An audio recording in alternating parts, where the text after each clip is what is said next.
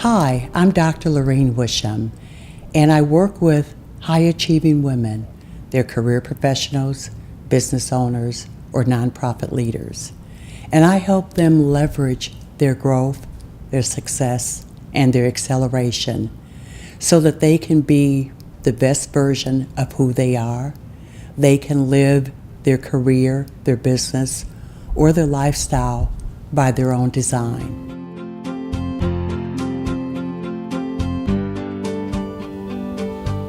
I call my first stage the beginning. I worked in corporate America. I had a great job, but I felt dead on the inside. I don't know if you ever felt like that. When you're doing something, you like it kinda, but it's not who you are really. It wasn't part of my DNA. So the last 4 years of working in corporate America, I decided to start my own company. And one of the things that I did, I thought, okay, who do I really want to be? And so I started my company. I decided I wanted to work with high-achieving women, and I wanted to provide them with strategies and solutions that would help them grow if they were a career professional, if they were a business owner, how to start and grow a business, and if they were in the nonprofit arena, how they can become a better leader for their nonprofit. So I became what I called an employedpreneur. I was an employee by day, 8 to 5, and nights and weekends, I was the entrepreneur. I love that. I perfected my craft. So for the early years, I worked as an employedpreneur. But I'm so glad that I stayed in corporate America because that's where I got my MBA, if you will. That's where I became of age. I gleaned all that I could from corporate, and it allowed me 4 years later to step out into my business on a full-time basis. And the one thing that stayed with me is what my dad said: be the best that you can be. Always strive for the highest level of you. My next segment of my life I call the growing years. This was from 2000 to 2006. And as I look back on those years, my business was growing, everything was going well. And then one day I woke up and I tried to get out of bed and I couldn't. I ended up in the emergency room. They ran a lot of tests. They told me they wasn't quite sure, but they said you may want to go to a rheumatologist. And I thought, wow, a rheumatologist? Why would I need to go there? I'm too young for anything that has to do with going to a rheumatologist. Anyway, made the trip, and he said to me, you have a severe case of rheumatoid arthritis. On top of that, you also have what we call collagen vascular disease. Now here I am, I'm growing a company, and you're telling me that 5 years from now I'm going to be in a wheelchair?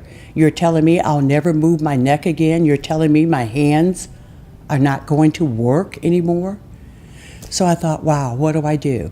Okay, being the person that I am, I stepped out on faith. I thought, I'm not going to be in a wheelchair. I'm going to move my neck. I got 3 of my best friends, and 3 to 4 times a week, they rotated coming to my home and turning my neck so I could gain back the mobility. I worked with my hands, and I even bought voice recognition. I said, okay, I still got to do my work. And because I couldn't move my neck, I couldn't drive. A friend of mine said, I will drive you every time you need to go see a client. Don't worry about it. So why do I call those the growing years? Because I was growing a business, but I also grew into understanding that in spite of what happens to you from the inside, you still have got to go forward and you've got to continue to live.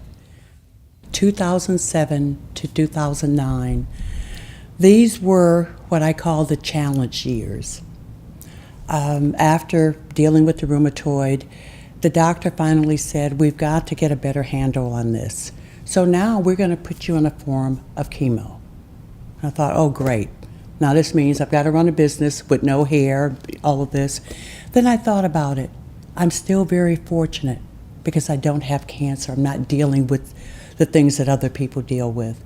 So I went ahead, got on the chemo, And then he said, we're going to have to put you on a steroid.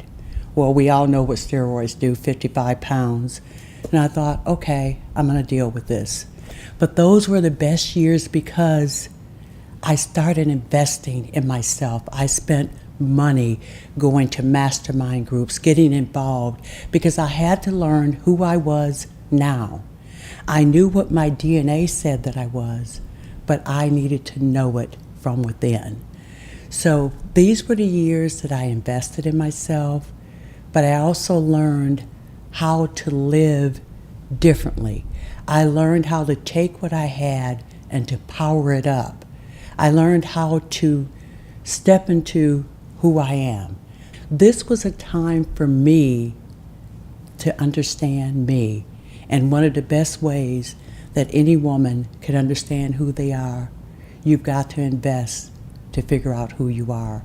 You've got to figure out your DNA. We all have a brand, but it's always connected with our DNA. So for me, my brand is growth, success, and acceleration. It's like they're triplets. You can't grow without having the success, and once you get the growth and success, you want to accelerate it. You want to amplify it. So that was who I became, the growth, success, and acceleration expert. During this time, when I was on chemo and on steroids and 55 pounds later. The catalyst moment, that was 2010. It was a turning point for me. I got a trainer and I weaned myself off the steroids, didn't bother to tell the doctor, of course. And then 6 months later, the doctor saying, wow, what happened? And I said, I got off the steroids. So I started the loss of the 55 pounds. I figured out who I was, and this was the turning point. I decided I was going to write a book. So that was this whole thought process. But it also was the time that I realized that I was given dreams several sizes too big, because that allowed me to step into them. So this was a catalyst moment because I knew from this point forward what the rest of my life was going to be like. I knew how I was going to step into my continued growth, success, and acceleration. So for me, it was a catalyst moment. 2013, this was the whole new level. I wrote a book, and guess what? It was an Amazon bestseller. Wow. And in the book, it was based on my life, but it talked about the 3 R's. I had to reimagine who I was, I had to reinvent, and then I reemerged. And that concept, it caught on. It tied back to growth, success, and acceleration. So I became that new me. So 2013 was a year like I'd never known. It's when my speaking career started. Because of the book, they wanted me to speak, and they wanted me to tell my story. I thought, who wants to hear about someone with rheumatoid? But that's what they said was important. You overcame it. Look at you now. You're not in a wheelchair. Your neck can move. You can drive. You can do all these great things. And they said to me, there are women who need to hear this because there are other women that are hurting. They're dealing with challenges. They want to know, how did you go from career professional to business owner?